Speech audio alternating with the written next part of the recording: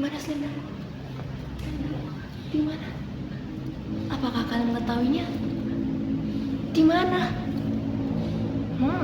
Sepertinya kalian sudah tidak asing dengan salah satu adegan itu. Seperti adegan di apa? Benar sekali, adegan di cerita rakyat Jakatarup dan 7 Bidadari. Nah, ada pepatah bilang tak kenal maka harus kenalan dulu. Izinkan saya berkenalan dengan pantun ya. Lagi batuk minum es meradang, bukannya sembuh malah menjadi-jadi. Saya Quinta Puspakirana Pandi dari SMA 4 Semarang akan membawakan cerita Jakatarup dan 7 Bidadari. Sudah siap? Dengarkan dengan seksama ya. Dahulu kala di suatu desa ada seorang pemuda tampan yang sangat dikagumi oleh gadis-gadis. Banyak gadis-gadis jatuh hati padanya. Tapi pria ini sangat pemilih. Dia hanya mau menikah dengan wanita yang cantik saja. Dan nama pria itu adalah Jakatarup. Suatu hari Jakatarup hendak pergi berburu. Ketika melintasi air terjun, dia mendengar ada suara tawa di sana. Dia pun mengendap-endap dan melihat ada 7 gadis yang sedang mandi. Dan ternyata 7 gadis itu sangat cantik.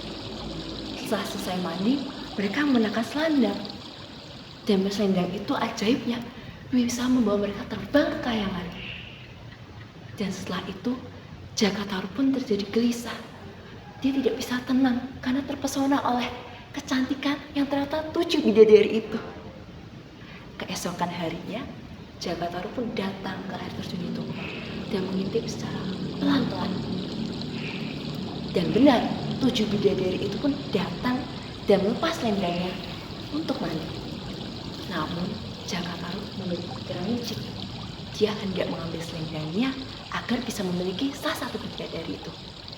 Dia mengambil secara pelan-pelan dan menyembunyikannya. Hal itu membuat salah satu bidadari tidak bisa pulang. Dia ditinggalkan saudarinya ke kayangan. Dia pun menangis bersedih-sedih dan Jakatarup pun menghampirinya. Selendangku ada di mana? Ya Tuhan, selendangku. Dek, kenapa kamu menangis? Aku mencari selendangku. Aku tidak bisa pulang. Namaku Nawangmulan. Jika kamu bisa mencarikan selendangku, aku akan mengabulkan keinginanmu. Iya dek, akan Mas bantu. Tapi jika tidak ketemu, kamu boleh menginap di rumahnya Mas.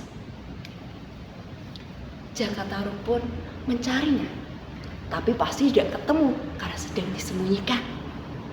Karena melihat hal itu, Nawangmulan pun tersentuh melihat ketulusan Jakatarup, dan dia pun setuju untuk menginap di rumah Jakatarup. Berselangnya waktu, Nawangmulan pun jatuh cinta dan akhirnya mereka pun menikah. Dan Tuhan mengaruniai mereka dengan seorang putri. Mereka hidup bahagia. Tidak seperti tetangga mereka yang harus kerja keras memasak dengan porsi yang besar, sedangkan mereka memiliki persediaan beras yang sangat banyak. Itu membuat Jakatarup sedikit penasaran, kenapa persediaan stok beras mereka sangat banyak sekali. Karena Nawangmulan memiliki kekuatan. Nawangmulan sudah memperingatkan Jakatarup untuk tidak membuka tutup nasi ketika sedang dimasak. Namun Jakatarup sangat penasaran. Akhirnya secara diam-diam dia membuka tutup nasinya. Dan ternyata hanya ada sedikit beras yang dimasak. Oleh karena itulah kenapa persediaan beras mereka masih sangat banyak. Karena berkat kekuatan Nawangmulan. Nawangmulan pun menyadari itu. Dan dia pun memarahi Jakatarup. Mas, kenapa tutup nasinya dibuka?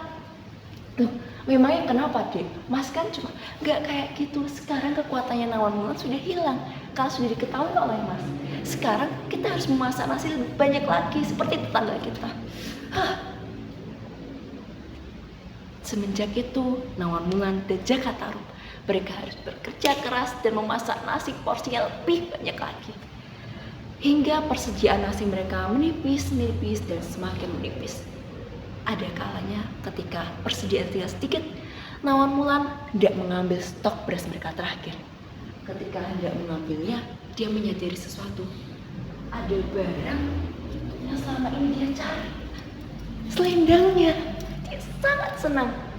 Tapi di sisi lain, dia juga sangat marah. Dia pun mengenakan selendangnya dan hendak pergi ke kayangan, meninggalkan Jaka Tarub sendirian bersama putrinya. Tapi Jaka Tarub mencegah itu. Loh, Dek, selendang itu, kamu mau kemana? Tunggu bentar. Aku mau pergi ke kayangan, Mas. Kamu mengecewakan aku. Selendang yang aku cari selama ini, kamu menyembunyikannya. Dek, Mas bisa menjelaskannya. Mas itu sayang sama Adek. Kamu egois, Mas. Kamu jahat. Aku akan kembali ke kayangan. Lalu bagaimana dengan putri kita? Dia memerlukan kamu, Nawan Mulan. Jangan tinggalkan kami. Aku akan pergi ke kayangan. Ketika bulan purnama muncul, bawalah putri kita keluar dan aku akan menemui mereka. Setelah itu Nawan Mulan pergi. Jaka Tarub sangat sedih, tapi dia harus menepati janjinya. Setiap bulan purnama dia membawa putrinya keluar dan berharap bisa menemui Nawan Mulan. Tapi tidak pernah sedetik pun Nawan Mulan muncul di hadapan mereka. Teman-teman, dari cerita yang saya sampaikan ada pesan moral yang sangat penting mengenai kejujuran dan juga kesetiaan. Dari tokoh Jaka Tarub kita bisa melihat betapa dia menyanyiakan dan mengecewakan Nawan Mulan. Oleh karena itu, kita juga belajar tentang pentingnya tindak tanduk kita yang bisa berdampak pada konsekuensinya. Oleh karena itu, teman-teman, mari kita mendirikan sikap kesetiaan dan kejujuran yang akan bisa berbuah baik pada diri kita sendiri. Tadi itu yang saya sampaikan. Saya membukanya dengan pantun dan saya akan menutupnya dengan pantun. 7 bidadari turun bersamaan, jatuh hati Jaka Tarub pada Nawan Mulan. Sekian yang saya sampaikan, semoga berkesan di hati semua pendengar. Saya ucapkan terima kasih.